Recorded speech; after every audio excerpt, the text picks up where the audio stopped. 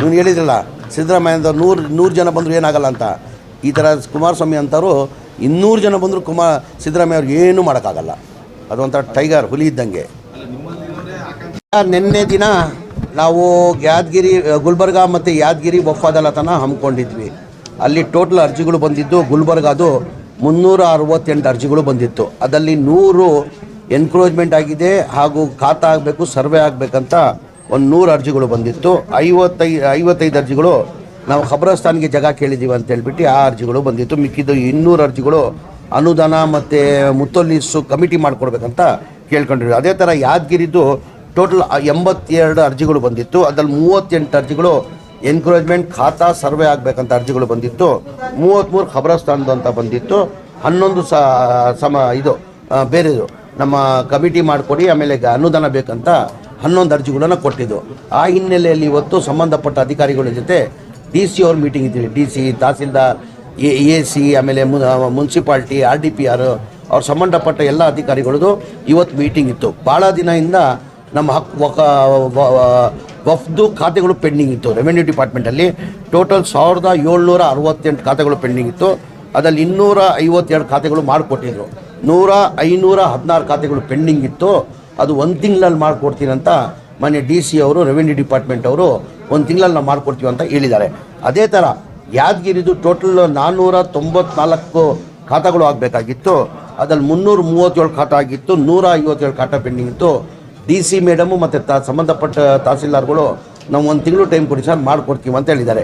ಅದಕ್ಕಿಂತ ಹೆಚ್ಚಾಗಿ ಜಾಸ್ತಿ ಇಲ್ಲಿ ಎನ್ಕ್ರೋಚ್ಮೆಂಟ್ ಆಗಿರೋದು ಟೋಟಲ್ ಗುಲ್ಬರ್ಗಾದಲ್ಲಿ 118 ಎಕರೆ ಇಲ್ಲ ಟೋಟಲ್ ಇಲ್ಲಿರೋದು ವಫ್ ಆಸ್ತಿ ಇರೋದು ಟೋಟಲ್ ಗುಲ್ಬರ್ಗಾದಲ್ಲಿ 21,440. ಅದಲ್ಲಿ 3,610 ಎನ್ಕ್ರೋಚ್ಮೆಂಟ್ ಆಗಿದೆ. ಎನ್ಕ್ರೋಚ್ಮೆಂಟ್ ಅಂದರೆ ಬೇರೆ ಬೇರೆ ಇಲಾಖೆಯವರು ಆಮೇಲೆ ಪೊಲೀಸ್ ಡಿಪಾರ್ಟ್ಮೆಂಟ್ ಅವರು ಒಂದು 23 ಎಕರೆದಲ್ಲಿ ಆಲಂದಲ್ಲಿ ಪೊಲೀಸ್ ಕ್ವಾರ್ಟರ್ಸ್ ಕಟ್ಬಿಟ್ಟಿದ್ದಾರೆ ನಮ್ಮ ವಫ್ ಆದಿದಲ್ಲೇ. ಆ ಥರ ಎಲ್ಲ ಸೇರಿ 3,610 ಎನ್ಕ್ರೋಚ್ಮೆಂಟ್ ಆಗಿತ್ತು. ಯಾದಗಿರಿದಲ್ಲಿ ಟೋಟಲ್ ವಫ್ ಆಸ್ತಿ ಇರೋದು 6,194 ಎಕರೆ. ಅದರಲ್ಲಿ 123 ಎಕರೆ ಎನ್ಕ್ರೋಚ್ಮೆಂಟ್ ಆಗಿತ್ತು. ಮೊನ್ನೆ ಪೊಲೀಸ್ ಡಿಪಾರ್ಟ್ಮೆಂಟ್ ಅವರು ಎಸ್ ಪಿ ಅವರು ಬಂದಿದ್ದರು.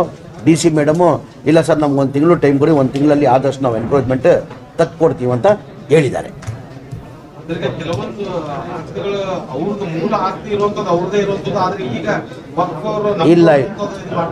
ಇಲ್ಲ ಈಗ ಒಂದು ಗೆಜೆಟ್ ಆದರೆ ಒಂದು ಸತಿ ವಫ್ ಆಗಿ ಗೆಜೆಟ್ ಆದರೆ ಇದೆಲ್ಲ ನಮ್ಮ ಆಸ್ತಿಗಳು.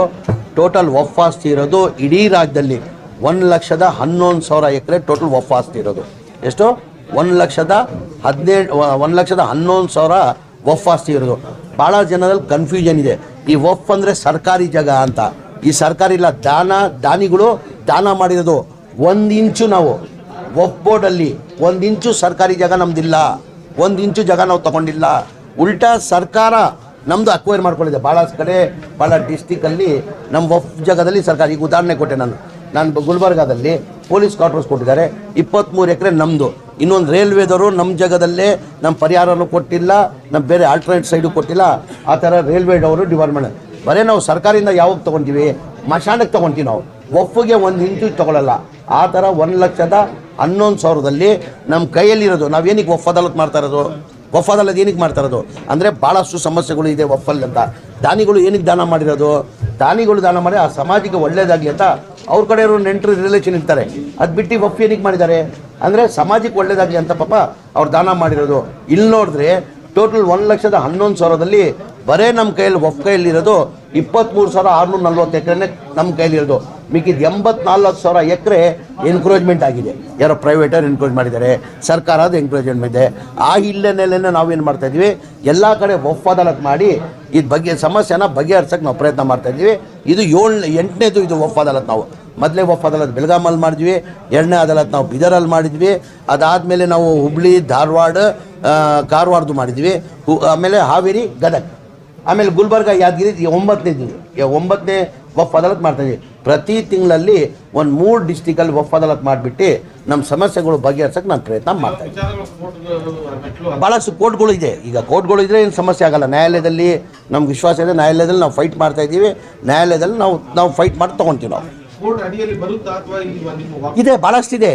ಕೋರ್ಟ್ ಕೇಸಸ್ ಭಾಳಷ್ಟಿದೆ, ಇಲ್ಲ ಅಂತ ಇಲ್ಲ. ಕೋರ್ಟ್ ಕೇಸಸ್ ಭಾಳಷ್ಟಿದೆ. ಅದು ಕರೆಕ್ಟಾಗಿ ಇದುವರೆಗೂ ಫಾಲೋ ಅಪ್ ಮಾಡ್ತಾ ಇಲ್ಲ. ಈಗ ನಾವೇ ಫಾಲೋ ಅಪ್ ಮಾಡಿಬಿಟ್ಟು ಬೇರೆ ಸ್ಪೆಷಲ್ ಟೀಮ್ ಮಾಡ್ತಾರೆ, ಲೀಗಲ್ ಟೀಮ್ ಅಂತ ಹೇಳ್ಬಿಟ್ಟು ಬೇರೆ ಮಾಡ್ತಾ ಇದ್ವಿ. ಈಗ ನಿಮ್ಮೊಂದು ಎಕ್ಸಾಂಪಲ್ ಕೊಡೋದಾದ್ರೆ ಇಲ್ಲಿಂದಲ್ಲ ಈ ಬಿಹಾರದಲ್ಲಿ ಇಡೀ ಒಂದು ಹಳ್ಳಿನ 95% ಜನ ಅಲ್ಲಿರುವಂತ ಹಳ್ಳಿ ವಕ್ಫ್ ಬೋರ್ಡ್ ಇದು ನಮಗೆ ಸೇರಿರೋ ಆಸ್ತಿ ಅಂತೇಳಿ ನೋಟಿಸ್ ಕೊಟ್ಟು ಖಾಲಿ ಮಾಡಕ್ ಇದು ಮಾಡಿದ್ದಾರೆ. ಇಲ್ಲ ಈಗ ಅವರಂತೆ ಇದೆ ಅಂತ ಆದರೂ ಇಲ್ಲ ಈಗ ತಾವು ಹೇಳ್ತಾ ಅದಕ್ಕೆ ಉದಾಹರಣೆ ನಾನು ಕೊಡ್ತೀನಿ. ನಮ್ಮ ರಾಯಚೂರಲ್ಲಿ ಭಾಳಷ್ಟು ಹಿಂದೆನೇ ಜನ ಹೋಗಿ ಸೇರಿಬಿಟ್ಟಿದ್ದಾರೆ. ಅಲ್ಲಿ ವಕ್ಫ್ ಆಸ್ತಿದಲ್ಲಿ ಹೋಗ್ಬಿಟ್ಟು ಮನೆಗಳು ಕಟ್ಕೊಂಡು 40-50 ವರ್ಷದಿಂದ ಮನೆಗಳು ಕಟ್ಕೊಂಡಿದ್ದಾರೆ. ಈಗ ಉದಾಹರಣೆ ನಾನು ತಾವು ಹೇಳ್ತಾ ಇದ್ದೀವಿ ಮಾತಿಗೆ ಒಂದು 5 ಎಕರೆ ಜಾಗ, ಅದು ಎಲ್ಲಿ ರಾಯಚೂರಲ್ಲಿ. ಆ ಜಾಗ ಪಾಪ ಅವತ್ತೇ ಹೋಗಿ ಸೇರ್ಕೊಂಡಿದ್ದಾರೆ. ಅದು ವಕ್ಫ್ ಆಸ್ತಿ. ಅದು ಈಗ ವಕ್ಫ್ ಆಸ್ತಿ ಈಗ ಸ್ಲಮ್ ಬೋರ್ಡ್ ಅಕ್ವೈರ್ ಮಾಡಿಬಿಟ್ಟಿದ್ದಾರೆ. ಈಗ ಸ್ಲಮ್ ಬೋರ್ಡ್ ಅಕ್ವೈರ್ ಆದಮೇಲೆ ಈಗ ಅದೇ ಸರ್ಕಾರ ಇದು ಸುಪ್ರೀಂ ಕೋರ್ಟ್ ಆದೇಶ ಏನಿದೆ, ಒಂದು ಸತಿ ವಫ್ ಗೆಜೆಟ್ ಆದರೆ one Waqf it is always Waqf ಅಂತ ಹೇಳ್ಬಿಟ್ಟು ಸುಪ್ರೀಂ ಕೋರ್ಟ್ ಆದೇಶ ಇದೆ. ಈಗ ಬಡವ್ರಿಗೆ ಅನ್ಯಾಯ ಮಾಡೋಕ್ಕಾಗ್ತದೆ. ಈ ವಫ್ ಆಸ್ತಿಯಲ್ಲಿ ಕಟ್ಕೊಂಡ್ಬಿಟ್ಟಿದ್ದಾರೆ. ಈಗ ನಾನು ಸರ್ಕಾರಕ್ಕೆ ಮನವಿ ಮಾಡ್ತಾರೆ, ಪ್ರಪೋಸಲ್ ಕೊಡ್ತಾ ಇದ್ದೀನಿ ನಾನು. ಆ ಥರ ಎಲ್ಲೆಲ್ಲಿ ಮನೆ ಭಾಳಷ್ಟು, ಅಲ್ಲಿ ಒಂದೇ ಕಡೆ ಇಲ್ಲ, ಇಡೀ ರಾಜ್ಯದಲ್ಲಿ ಎಲ್ಲ ಡಿಸ್ಟಿಕಲ್ಲೂ ಆ ಥರ ಸಮಸ್ಯೆಗಳು ಇದೆ. ಭಾಳಷ್ಟು ನಮ್ಮ ವಫ್ ಆಸ್ತಿಗಳಲ್ಲಿ ಬಡವ್ರ ಮನೆ ಹಿಂದೆನೇ ಒಂದು 20-30 ವರ್ಷ ಹಿಂದೆನೇ ಮನೆಗಳು ಕಟ್ಬಿಟ್ಟಿದ್ದಾರೆ. ಅಂಥದಕ್ಕೆ ನಾನು ಮಾನ್ಯ ಮುಖ್ಯಮಂತ್ರಿಗಳು ಅಥವಾ ನಾನೆಲ್ಲ ಮಾಹಿತಿ ತರಿಸ್ಕೊಂಡು ಮಾನ್ಯ ಮುಖ್ಯಮಂತ್ರಿ ಗಮನಕ್ಕೆ ತಂದು ಎಲ್ಲೆಲ್ಲಿ ಮನೆಗಳು ಕಟ್ಟಿದ್ದಾರೆ ಅದು ಬಿಟ್ಟು ನಮ್ಗೆ ಆಲ್ಟರ್ನೇಟ್ ಜಾಗ ಬೇರೆ ಕೊಡಿ ಅಂತ ಮಾನ್ಯ ಮುಖ್ಯಮಂತ್ರಿ ತಾವು ಕೇಳಬೇಕಂತ ಇದ್ದೀನಿ. ಇಲ್ಲ, ನಮ್ದು ಏನಾಗಿತ್ತು, ವಫ್ ಕಾಲೇಜ್ ಮಾಡಬೇಕಾದ್ರೆ PU ಕಾಲೇಜ್ ಅಂತ ಹೇಳ್ಬಿಟ್ಟು ವಫ್ಫಿಂದ ಮಾಡಬೇಕಂದ್ರೆ ಒಂದು ನಮ್ಗೆ ಇಂಟ್ರೆಸ್ಟ್ ಅಮೌಂಟ್ ಇತ್ತು. ಆ ಇಂಟ್ರೆಸ್ಟ್ ಅಮೌಂಟನ್ನು ಇಂಟ್ರೆಸ್ಟ್ ಅಮೌಂಟ್ ಇತ್ತು. ನಾವು ಆ ಬೇರೆದಿಗೆ ಉಪಯೋಗಿಸೋದ್ರಿಂದ ಎಜುಕೇಷನ್ ಪರ್ಪಸ್ಸಿಗೆ ಯೂಸ್ ಮಾಡುವ ಅಂತ ಹೇಳ್ಬಿಟ್ಟು ನಾನೇನು ಮಾಡಿದೆ, ಎಲ್ಲ 15 ಡಿಸ್ಟಿಕ್ ಐಡೆಂಟಿಫೈ ಮಾಡಿ ಅಲ್ಲಿ ಕಾಲೇಜ್ ಕಟ್ಟಬೇಕಂತ ಕಾಲೇಜ್ ಕಟ್ತಾಯಿದ್ದೀನಿ. 97 ಕೋಟಿ ರೂಪಾಯಿ. ಅದು ಸರ್ಕಾರ ದುಡ್ಡಿಲ್ಲ, ಅದು ವಫ್ ಬೋರ್ಡ್ ದುಡ್ಡು. ಅದು ವಫ್ ಬೋರ್ಡಲ್ಲಿ ದುಡ್ಡಿತ್ತು. ಸುಮ್ಮನೆ ಬೇರೆದಿಗೆ ಉಪಯೋಗ ಆಗಲ್ಲ, ಇದು ಎಜುಕೇಷನ್ ಪರ್ಪಸ್ಸಿಗೆ ಯೂಸ್ ಮಾಡೋದು ಅಂತ ಹೇಳ್ಬಿಟ್ಟು ಒಂದು 15 PU ಲೇಡೀಸ್ ಕಾಲೇಜ್ ಮಾಡೋಕ್ಕೆ ಕೊಟ್ಟಿದ್ದೀವಿ. ಸರ್, ಇವರು ಗುಜರಾತ್ನ ವಿರುದ್ಧ ಮತ್ತೊಂದು ಕೇಸ್ ದಾಖಲಾಗಿದೆ ಸರ್. ರೇಪ್ ಕೇಸ್ ದಾಖಲಾಗಿದೆ. ಮೊನ್ನೆ ಜಾತಿನಿಂದನೇ ಆಗಿತ್ತು. ಬಿಜೆಪಿ ಎಮ್ಎಲ್ಎ ಈಗ ತಾವೆಲ್ಲ ನೋಡಿರ್ಬೋದು. ಈಗ ಎಲ್ಲರೂ ನಾವು ರಾಜಕಾರಣಿಗಳು ಹೇಳಕ್ಕೆ ಅದು ನಾಚಿಕೆ ಆಗ್ತಾರೆ. ಪದ ಉಪಯೋಗಿಸಿರೋದು ನೋಡಿದ್ರೆ ಒಂಥರ ಮೈಯೆಲ್ಲ ಜುಮ್ ಅಂತದೆ. ಒಬ್ಬ MLA ಆಗಿಬಿಟ್ಟು ಜನಗಳಿಂದ ಆಯ್ಕೆ ಒಬ್ಬ ಮನುಷ್ಯ ಆಗಿಬಿಟ್ಟು ಅವ್ರು ಆ ಥರ ಹೇಳಿಕೆ ಕೊಟ್ಟಿರೋದು ನೀವು ನೋಡಿರ್ಬೋದು. ಆಡಿಯೋ ನನಗಿಂತ ಹೆಚ್ಚಾಗಿ ನೀವು ನೋಡಿದ್ದೀರಾ. 3-4 ದಿನ ನಾನು ಇಲ್ಲೇ ಇದಲ್ಲೇ ಇದ್ದೀನಿ, ನಾನು ಗುಲ್ಬರ್ಗದಲ್ಲೇ ಇದ್ದೀನಿ. ನಾನು ಸರಿಯಾಗಿ ನೋಡೋಕ್ಕಾಗಿಲ್ಲ. ಅದು ವೀಡಿಯೋ ನೋಡಿ ಕೇಳಿದೆ ನಾನು. ಆ ಕೇಳಿದ ಅವ್ರು ಪದ ಉಪಯೋಗಿಸಿರೋದು ಅದು ಯಾರು ಮನುಷ್ಯ ಉಪಯೋಗಿಸೋಲ್ಲ, ಅದು ಮನುಷ್ಯ.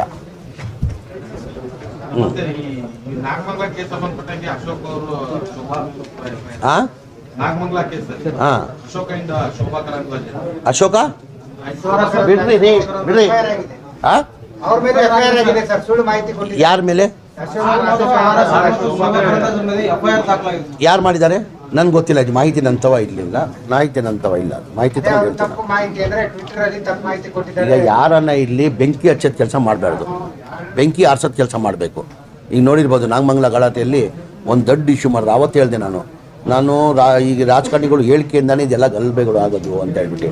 ನಾವು ಯಾವತ್ತೂ ಬೆಂಕಿ ಆರ್ಸೋದು ಕೆಲಸ ಮಾಡಬೇಕು, ಬೆಂಕಿ ಹಚ್ಚೋದು ಕೆಲಸ ನಾವು ಯಾರೂ ರಾಜಕಾರಣಿಗಳು ಮಾಡಬೇಕು. ಅವ್ರವ್ರ ಹಬ್ಬ ಅವ್ರು ಆಚರಿಸ್ಕೊತಾರೆ. ಈಗ ಗಣೇಶ ಹಬ್ಬ ಇಲ್ಲಿ, ಯುಗಾದಿ ಹಬ್ಬ ಇಲ್ಲಿ, ರಂಜಾನ್ ಹಬ್ಬ ಇಲ್ಲಿ, ಬಕ್ರೀದ್ ಹಬ್ಬ ಇಲ್ಲಿ, ಕ್ರಿಸ್ಮಸ್ ಇಲ್ಲಿ, ಅವ್ರವ್ರ ಧರ್ಮದಲ್ಲಿ ಅವ್ರು ಆಚರಿಸ್ಕೊತಾರೆ. ಈಗ ಬೆಂಗಳೂರು ಸಿಟಿಯಲ್ಲಿ ನೋಡಿ ಒಂದು ಪ್ರೊಸೆಷನ್ ಹೋಯ್ತು. ನಮ್ಮ ಟ್ಯಾನಿ ರೋಡ್ ಅಂತ ಹೇಳ್ಬಿಟ್ಟು ಸರ್ವೋದಯ ನಗರ್ ಮತ್ತು ಪುಲ್ಕೇಶಿ ನಗರ್ ಕಾನ್ಸ್ಟಿಟ್ಯೂನ್ಸಿ ಬರ್ತಾರೆ. ಆ ಟ್ಯಾನಿ ರೋಡ್ ಅಂತೀವಿ ನಾವು. ಹೆಚ್ಚಿನ ಸಂಖ್ಯೆದಲ್ಲೇ ಅಲ್ಪಸಂಖ್ಯಾತರು ಇರೋದು. ಗಣೇಶ ಪ್ರೊಸೆಷನ್ ಭಾಳ ದೊಡ್ಡದಾಗಿ ಹೋಗ್ತದಲ್ಲಿ. ನಮ್ಮ ಗುರುಗಳನ್ನೇ ನಿಂತ್ಕೊಂಡು ವೆಲ್ಕಮ್ ಮಾಡಿ ಗಣೇಶ ಕಳಿಸಿದ್ದಾರೆ. ಈಗೆಲ್ಲ ಆ ಥರ ಇದೆ. ಈ ರಾಜಕಾರಣಿಗಳು ಈ ರಾಜಕೀಯ ಬೆಳೆ ಬೆಳೆಸ್ಕೊಳ್ಳೋಕ್ಕಿದೆಲ್ಲ ಮಾಡೋದು. ಇವರು ಹೇಳಿಕೆ ಕೊಡೋದು. ಈ ಕುಮಾರಸ್ವಾಮಿ ಹೇಳಿಕೆ ಕೊಟ್ಟರಲ್ಲ, 2 ಸತಿ ಮಾಜಿ ಮುಖ್ಯಮಂತ್ರಿ ಅವರು, 2 ಬಾರಿ ಮುಖ್ಯಮಂತ್ರಿ ಅವರು ಏನಂತ ಹೇಳಿಕೆ ಕೊಟ್ಟರು? ಅವತ್ತು ಏನಂತ ಹೇಳಿಕೆ ಕೊಟ್ಟರು ಅವರು? ಇದೆಲ್ಲ ಒಬ್ಬ ರಾಜಕಾರಣಿ ಕೊಡೋದು. ಯಾವತ್ತು ಯಾರು ರಾಜಕಾರಣಿಗಳು ಎಲ್ಲ ಸಮಾಜಕ್ಕೆ ಒಟ್ಟಾಗಿ ತೊಗೊಳೋದು ಕೆಲಸ ಮಾಡ್ಕೊಂಡು ಅದೇ ಹೇಳ್ತಾ ಇರೋದಿಲ್ಲ. ಈ ಥರ ರಾಜಕಾರಣಿಗಳು ಹೇಳಿಕೆಯಿಂದನೇ ಈ ಗಲಭೆಗಳು ಆಗೋದು. ಈಗ BJP ಸರ್ಕಾರದಲ್ಲಿ ಎಷ್ಟು ಗಲಾಟೆ ಆಗಿದೆ ಲೆಕ್ಕ ಕೊಳ್ಳ? ಕುಮಾರಸ್ವಾಮಿ ಇರುವಾಗ ಎಷ್ಟು ಗಲಾಟೆ ಆಗಿದೆ ಲೆಕ್ಕ ಕೊಳ್ಳ? ಈಗ BJP ಸರ್ಕಾರದಲ್ಲಿ ಎಷ್ಟು ಗಲಾಟೆ ಆಗಿದೆ ಲೆಕ್ಕ ಕೊಳ್ಳ? ಜನತಾದಳ ಸರ್ಕಾರದಲ್ಲಿ ಕುಮಾರಸ್ವಾಮಿ 2 ಬಾರಿ ಮುಖ್ಯಮಂತ್ರಿ ಆದ್ರಲ್ಲ, ಎಷ್ಟು ಸತಿ ಗಲಾಟೆ ಆಗಿದೆ ಹೇಳ? ಇದು ಯಾವತ್ತು ನಿಮ್ಮ ಮಾಧ್ಯಮದಲ್ಲೂ ನಾನು ಮನವಿ ಮಾಡ್ಕೊಳ್ಳೋದು, ದಯಮಾಡಿ ಇದು ಬೆಂಕಿ ಆರ್ಸೋದು ಕೆಲಸ ನಾವು ಮಾಡಬೇಕು. ಬೆಂಕಿ ಅಚ್ಚದ ಕೆಲಸ ನಾವು ಯಾವತ್ತೂ ಮಾಡಿಕೊಡ್ತೀವಿ. ಎಲ್ಲ ಅವ್ರವ್ರ ಧರ್ಮದಲ್ಲಿ ನಮಗೆಲ್ಲ ಕರ್ತವ್ಯ ಆಗ್ತದೆ. We are all Indians. ನಾನು ಮುಸ್ಲಿಮ್ ಆಗಿ ಇಟ್ಟಿರ್ಬೋದು, ಅದಕ್ಕಿಂತ ಎಲ್ಲ ವೇದಿಕೆ ಮೇಲೆ ನಾನು ಹೇಳ್ತೀನಿ.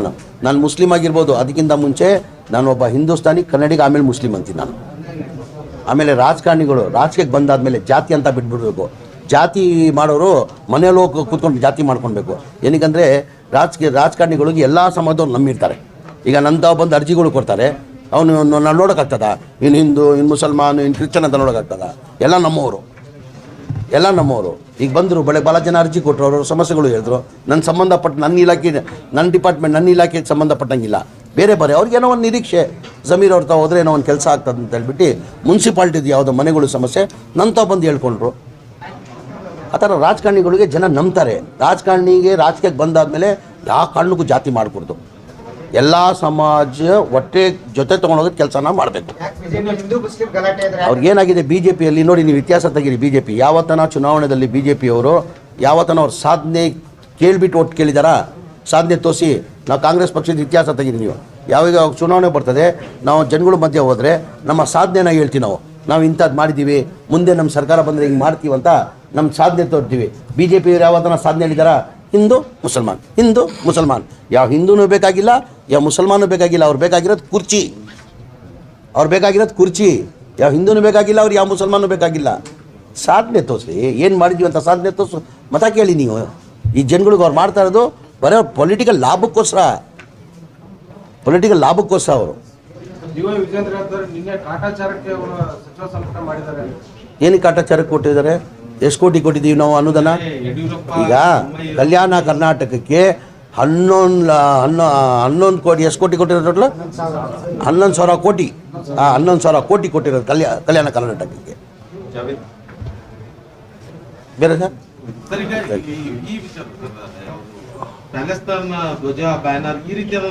ಈಗ ಪ್ಯಾಲಿಸ್ಟೈನ್ಗೆ ಬೆಂಬಲ ರಾಜ್ಯ ಸರ್ಕಾರ, ಕೇಂದ್ರ ಸರ್ಕಾರ ಅವರೇ ಕೊಟ್ಟಿದ್ದಾರೆ. ಕರೆಕ್ಟ್ ತಾನೆ? ಕೇಂದ್ರ ಸರ್ಕಾರನೇ ಬೆಂಬಲ ಅಂತ ಘೋಷಣೆ ಮಾಡಿದ್ದಾರೆ. ವಿ ಆರ್ ಸಪೋರ್ಟಿಂಗ್ ಪ್ಯಾಲಿಸ್ಟೈನ್ ಅಂತ ಕೊಟ್ಟಿದ್ದಾರೆ. ಹೇಳಿದ್ದಾರೆ ಇಲ್ಲೋ? ಕೇಂದ್ರ ಸರ್ಕಾರದವರು ಹೇಳಿದ್ದಾರೆ. ಈಗ ಯಾರೋ ಒಂದು ಫ್ಲಾಗ್ ಇಟ್ಕೊಂಡು ಕಾರಣಕ್ಕೆ ಈ BJPಯವರೇ ದೊಡ್ಡ ಇಶ್ಯೂ ಮಾಡ್ತವ್ರೆ. ಫ್ಲಾಗ್ ಜೈಕಾರ ಆದರೆ, ಯಾವುದನ್ನ ದೇಶದ ಜೈಕಾರ ಆದರೆ ತಪ್ಪದು. ದೇಶದ್ರೋಹಿ ಅವನು, ಯಾರನ್ನ ಇಲ್ಲಿ ಎನಿಬಡಿ ದೇಶದ್ರೋಹಿ ಅಂಥವ್ರನ್ನ ಗಲ್ ಶಿಕ್ಷೆ ಸಿಗಬೇಕು. ಫ್ಲಾಗ್ ಇಟ್ಕೊಳ್ಳೋದು ತಪ್ಪೇನಿಲ್ಲ, ನನಗೆ ಹೇಳೋದು. ಇವರೇ ಘೋಷಣೆ ಮಾಡಿದ್ದಾರೆ ಇಲ್ಲೇಗ. ಈಗ ಕೇಂದ್ರ ಸರ್ಕಾರದಿಂದಾನೆ ವಿ ಆರ್ ವಿತ್ ಇದಂತ ಕೊಟ್ಟಿದ್ದಾರೆ, ನಮ್ಮ ಬೆಂಬಲ ಇದೆ ಅಂತ ಕೊಟ್ಟಿದ್ದಾರೆ. ಈಗ ಬೇರೆ ದೇಶದ್ದು ಯಾರನ್ನ ಎನಿಬಡಿ ಅವ್ನ ದೇಶದ ದ್ರೋಹಿ ಆಗ್ತಾನೆ, ಅವನಿಗೆ ಶಿಕ್ಷೆ ಇಂಥ ಶಿಕ್ಷೆ ಆಗಬಾರ್ದು. ಅವ್ನು ಗಲ್ ಶಿಕ್ಷೆ ಕೊಡ್ಬೇಕು ಅವನಿಗೆ. ಅಲ್ಲ, ಈಗ ನಾಳೆ ಬೇರೆ ದೇಶದ ಫ್ಲಾಗ್ ಹಾರಿಸೋಕೆ ಮುಂದಾದ್ರೆ ಅಂತ ಈ ರೀತಿ ಈಗ ಇವ್ರು ಘೋಷಣೆ ಮಾಡಿದ್ಮೇಲೆ ತಾನೇ ಫ್ಲಾಗ್ ಇಟ್ಕೊಂಡಿರೋದು. ಇವ್ರು ಘೋಷಣೆ ಮಾಡಿ ಯಾರು ಇಟ್ಕೊಳ್ತಾ ಇದ್ರು? ಇನ್ನು ಬೆಂಬಲ ಇದೆ ಅಂತ ಘೋಷಣೆ ಮಾಡಿದ್ದಕ್ಕೆ ತಾನೇ ಫ್ಲಾಗ್ ಇಟ್ಕೊಂಡಿದ್ದು. ಈ ಫ್ಲಾಗ್ ಇಟ್ಕೊಂಡಿಲ್ಲ ಅಂದರೆ ಬೇರೆ ಘೋಷಣೆ ಮಾಡಿಲ್ಲ ಅಂತ ಫ್ಲಾಗ್ ಯಾರನ್ನ ಇಟ್ಕೊಳ್ತಾ ಇದ್ರಾ? ಇವ್ರು ಘೋಷಣೆ ಮಾಡಿದ್ದಕ್ಕೆ ತಾನೇ ಫ್ಲಾಗ್ ಇಟ್ಕೊಂಡಿರೋದು.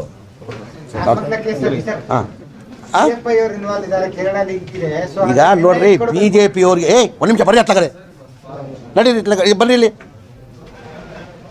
ಈಗ BJPಯವ್ರಿಗೆ ಏನಾಗಿದೆ, ಯಾವುದೂ ಇಶ್ಯೂ ಇಲ್ಲ. ಆ ಕೇರಳ ಇನ್ಸಿಡೆಂಟಲ್ಲಿ ಇಬ್ಬರು ಕೇರಳದವರು ಅರೆಸ್ಟ್ ಆಗಿದ್ದಾರೆ. ಈಗ ಗಲಭೆದಲ್ಲಿ ಇನ್ವಾಲ್ವ್ಮೆಂಟ್ ಇದೆ ಅಂತ ಹೇಳ್ಬಿಟ್ಟು ಪೊಲೀಸವರು ಇಬ್ಬರನ್ನ ಅರೆಸ್ಟ್ ಮಾಡಿದ್ದಾರೆ. ಕೇರಳದವರು ಇಲ್ಲ ಅಂತ ಇಲ್ಲ. ಆ ಕೇರಳದವರು 50 ವರ್ಷ ಹಿಂದೆ ಅವ್ರ ಆಧಾರ್ ಕಾರ್ಡ್ ಇದೆ, BPL ಕಾರ್ಡ್ ಇದೆ. 50 ವರ್ಷದಿಂದ ಅಲ್ಲೇ ವಾಸ ಮಾಡ್ತಾ ಇರೋದವರು. ಈಗ ಅವ್ರು ಲೋಕಲ್ ಆಗಿದ್ದಾರೆ ಅವರು. ಈ BJPಯವ್ರಿಗೆ ಏನಾಗಿದೆ, ಏನು ಇಶ್ಯೂ ಇಲ್ಲ, ಬರೀ ಕೇರಳ ನೇಟಿವ್ ಅಂತ ಹೇಳ್ಬಿಟ್ಟು ಈಗ ನಮ್ಮ ದೇಶದವರು ಎಲ್ಲಿ ಬೇಕಾದ್ರೆ ಯಾವ ರಾಜ್ಯಕ್ಕೆ ಬೇಕಾದರೂ ಹೋಗ್ಬಾರ್ದಂತ ಏನಿಲ್ಲ ತಾನೆ. ಈಗ ಕೇರಳದವ್ರು ಬಂದು 50 ವರ್ಷ ಹಿಂದೆ ಅವ್ರ ತಂದೆ ಕಾಲದಿಂದ ಬಂದು ಸೆಟ್ಲ್ ಆಗಿದ್ದಾರೆ. ಇಲ್ಲಿ ವಾಸ ಮಾಡ್ತಾಯಿದ್ದಾರೆ. BPL ಕಾರ್ಡ್ ಇದೆ, ಒಂದು ವೋಟರ್ ಕಾರ್ಡ್ ಇದೆ, ಮನೆ ಮಾಡಿದ್ದಾನೆ, ಅವನು ವ್ಯಾಪಾರ ಮಾಡ್ತಾ ಇದ್ದಾನೆ. He is local. ಅವನು ಕನ್ನಡಿಗ ಆಗಿದ್ದಾನೆ ಅವನೀಗ. ಸಿದ್ದರಾಮಯ್ಯ ಅವರು ಹೇಳ್ತಾರೆ, ನಮ್ಮವರ ನಮಗೆ ಒಳ ಸಂಚು ರೂಪಿಸ್ತಾ ಇದ್ದಾರೆ ಅಂತ ಹೇಳಿ ಯಾರು ಇಲ್ಲ. Siddaramaiah is only one leader.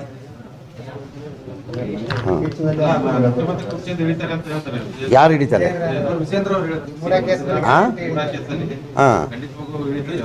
Siddaramaiah 5 ವರ್ಷ ಯಾರು ಮುಖ್ಯಮಂತ್ರಿ ಸ್ಥಾನಕ್ಕೆ ಅಲ್ಲಾಡ್ಸಕ್ಕೆ ಸಾಧ್ಯ ಇಲ್ಲ ಅಂತ 100 ವಿಜೇಂದ್ರ ಬರಲಿ, 100 ಯಡಿಯೂರಪ್ಪ ಬರಲಿ, 200 ಕುಮಾರಸ್ವಾಮಿ ಬರಲಿ. ಎಷ್ಟು? 200 ಕುಮಾರಸ್ವಾಮಿ ನೀವು ಹೇಳಿದ್ರಲ್ಲ ಸಿದ್ದರಾಮಯ್ಯ ನೂರು ಜನ ಬಂದರೂ ಏನಾಗಲ್ಲ ಅಂತ. ಈ ಥರ ಕುಮಾರಸ್ವಾಮಿ ಅಂತವರು 200 ಜನ ಬಂದರೂ ಸಿದ್ದರಾಮಯ್ಯ ಅವ್ರಿಗೆ ಏನೂ ಮಾಡೋಕ್ಕಾಗಲ್ಲ. ಅದೊಂಥರ ಟೈಗರ್ ಹುಲಿ ಇದ್ದಂಗೆ. ಅಲ್ಲ ನಿಮ್ಮಲ್ಲಿ